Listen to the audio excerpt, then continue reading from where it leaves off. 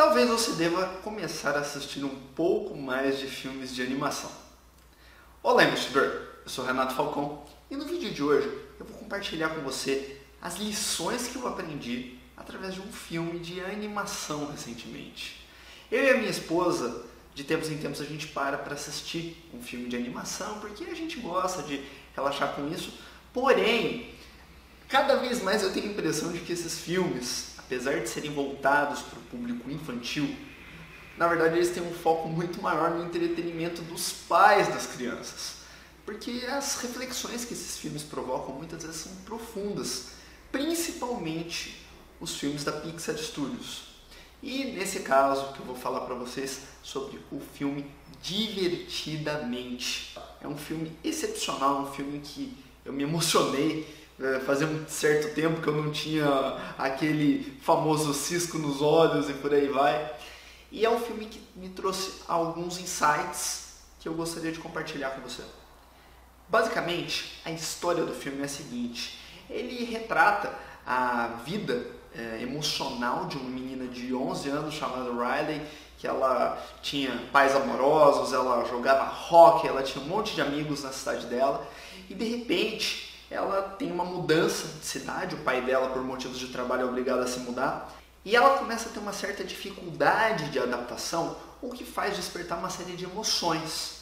E o filme inteiro ele é visto sob o ponto de vista do que acontece dentro da cabeça da menina.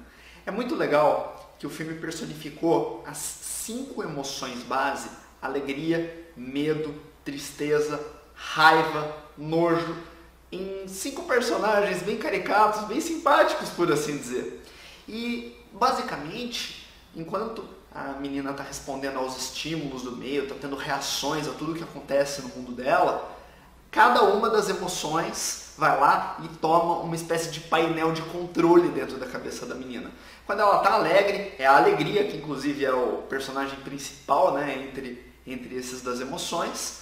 A alegria vai lá, toma o controle e tudo mais. De repente ela é estimulada por algo que deixa ela triste, daí vem a tristeza e toma o controle da situação. E esses personagens, eles são muito legais, porque você percebe ao longo do filme que, apesar de algumas dessas emoções serem negativas, como é o caso da tristeza e da raiva, todas elas acabam sendo importantes, todas elas fazem parte do amadurecimento emocional. E não seria possível percorrer uma trilha de crescimento sem que cada uma dessas emoções tivesse o seu papel. Bem, além dessa questão das emoções, uma coisa que o filme trata de forma muito inteligente é a questão das memórias. E o interessante é que, conforme a menina vai vivendo o seu dia a dia, ela vai formando algumas memórias essas de curto prazo. E quando ela vai dormir, essas memórias de curto prazo são transportadas para outra área, a área das memórias de longo prazo, onde muita coisa é armazenada e outras coisas são descartadas. E o que eu achei super bacana na elaboração desse enredo é que, no fundo, o que acontece dentro da cabeça da menina acaba sendo relacionado ao que acontece em uma grande empresa. Por quê? Porque a gente tem o front executivo, que são as 5 emoções que comandam realmente, que regem as reações que a menina tem diante do meio, diante de todos os estímulos. Mas também existem outros personagens que são mais operacionais, que estão lá fazendo o transporte das memórias, estão lá descartando memórias de longo prazo que não remetem mais a nada, que estão lá cuidando da confecção dos sonhos durante o processo do sono e por aí vai. Então é bem legal realmente isso ao longo do filme. Só que ainda nessa parte das memórias, o maior insight que eu tive, a coisa que mais me tocou no filme, foi a questão das ilhas de personalidade. O filme trata as memórias nesse formato de curto prazo, de longo prazo, de armazenamento, descarte, só que quando acontece algo que impacta profundamente a Riley, no caso, que é a nossa personagem, essa memória ela adquire um caráter especial. Ela é uma memória que acaba se tornando uma ilha de personalidade, ela acaba não indo para o depósito de memórias, ela acaba indo para um outro lugar, formando uma ilha de personalidade que vai, junto com outras memórias, outras experiências, outras vivências, vai crescendo e vai formando a personalidade da garota. E esse foi o maior insight que eu tive. O insight de que a nossa personalidade é formada em ilhas, conforme as nossas experiências, conforme as nossas vivências, conforme os nossos insights do dia a dia, conforme os nossos traumas, conforme as nossas conquistas. Quando a gente fala sobre essas ilhas de personalidade, sobre essas experiências que moldam a personalidade, entra uma palavra em jogo, que é a palavra convicção. As convicções são a nossa principal arma para atingir um caminho de crescimento, mas elas também podem ser verdadeiras armadilhas que vão trazer a gente para um ciclo de atraso, um ciclo de retrocesso. E isso vai depender muito se essas são convicções construtivas ou destrutivas. E o que é certo e o que é errado, então? Certo e errado são conceitos que dificilmente, quando a gente aponta um caminho, a gente está sendo totalmente aberto a todos os cenários, a gente está sendo aberto a todas as novas ideias. Mas eu vou falar para você a minha interpretação, ok?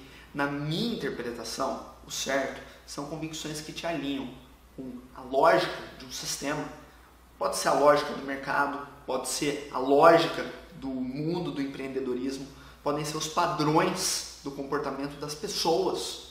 E você tendo esse conhecimento, você tendo convicções alinhadas com isso, alinhadas com essas raízes, você muito provavelmente vai ter melhores oportunidades de trabalhos, melhores oportunidades de negócios, melhores oportunidades de investimento. Você vai construir relacionamentos mais fortes e muito provavelmente você vai ser uma pessoa mais feliz, mais completa, mais realizada.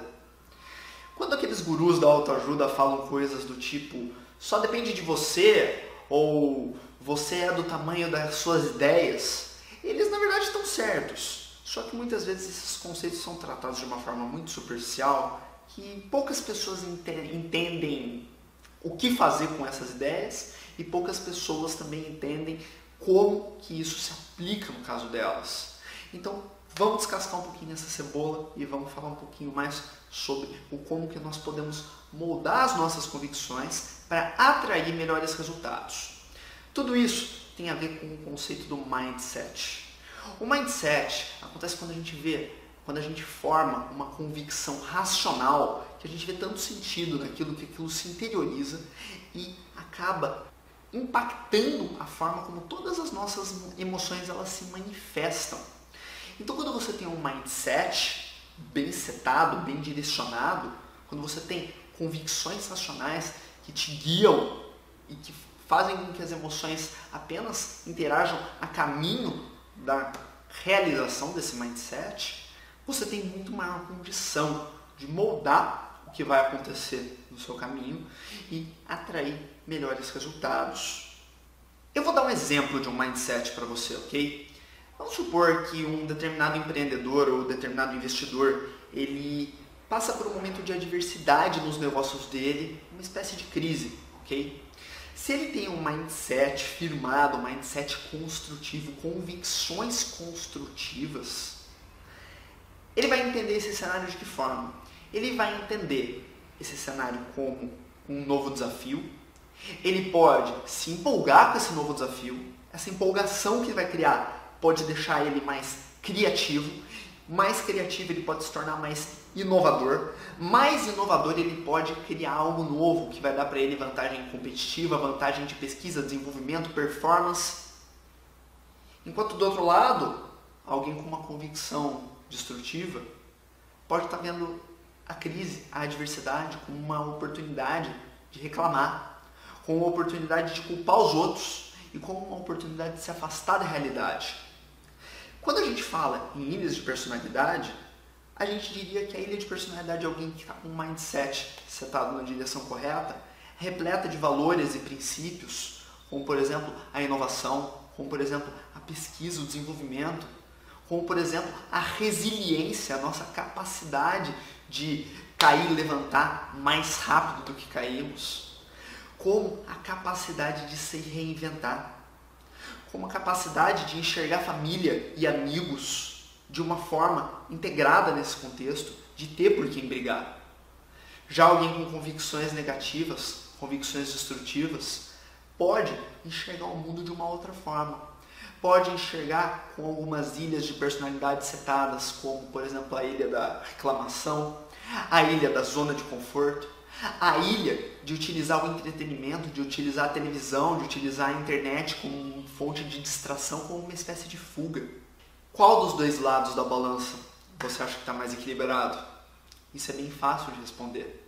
E você pode até me perguntar, mas Renato, como é que eu faço para criar um mindset, para construir um mindset?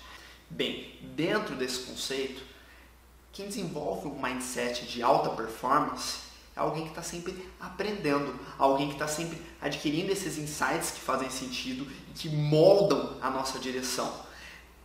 Quem tem esse tipo de mindset é alguém que está sempre buscando aprendizado, que está sempre mastigando conhecimento, mas ao mesmo tempo com um olhar crítico, permitindo que a pessoa descarte tudo aquilo que ela percebe que não presta, que não serve, que não gera avanço.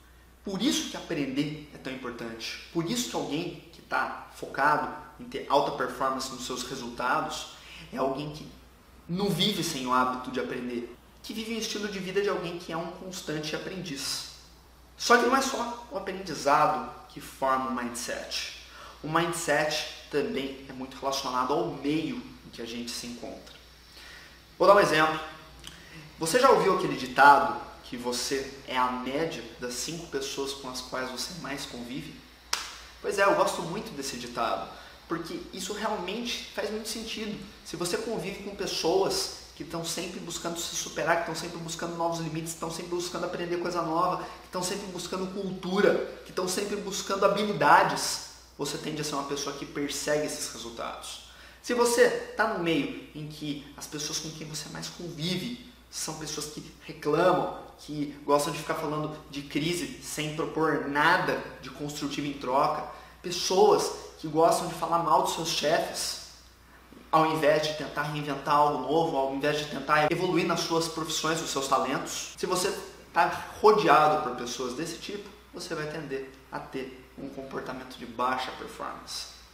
E daí você pode falar para mim, Renato, mas na minha cidade eu não tenho pessoas que têm esse comportamento, que eu não tenho com quem compartilhar isso, o meu círculo social não entende esses conceitos. E daí eu vou te falar, para de arrumar desculpas, para de tentar justificar a sua falta de progresso quando você tem uma falta de progresso, ou para de tentar se afastar de um caminho de melhor performance. O que você deve fazer nesse tipo de caso é aproveitar a internet.